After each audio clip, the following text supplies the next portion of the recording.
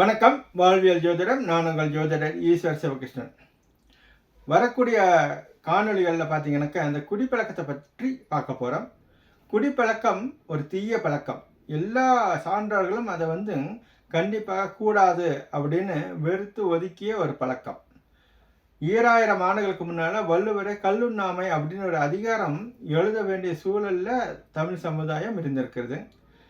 தமிழர்கள் மட்டுமல்ல, உலகத்தில் இருக்கக்கூடிய அத்தனை நாகரிகமாக இருந்தாலும் சரி, அநாகரிகம் வாழ்க்கையில் இருக்கக்கூடிய ஆதிவாசிகளாக இருந்தாலும் சரி, ஏதாச்சும் ஒரு போதை பழக்கத்துக்கு அடிமையாக இருக்கிறது அல்லது போதை நுகர்ச்சிக்கு ஆட்பட்டிருக்கிறத நம்ம பார்க்குறோம்.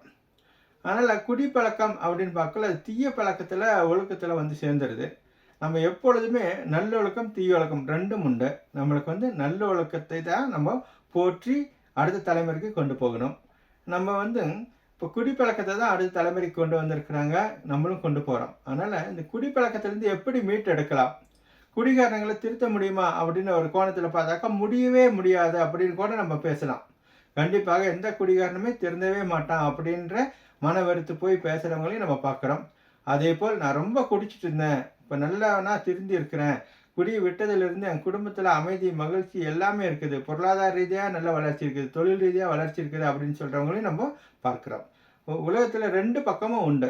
நம்ம குடும்பத்தார் யாராச்சும் குடிப்பழக்கத்தில் இருந்தாக்கா அதுலேருந்து அவங்களை எப்படி மீட்டெடுக்கணும் அப்படின்றத வரக்கூடிய காணொளிகளை நம்ம பார்க்க போகிறோம். தொடர்ந்து வீடியோக்களை பாருங்கள். நல்ல ஆதரவு தாருங்கள்.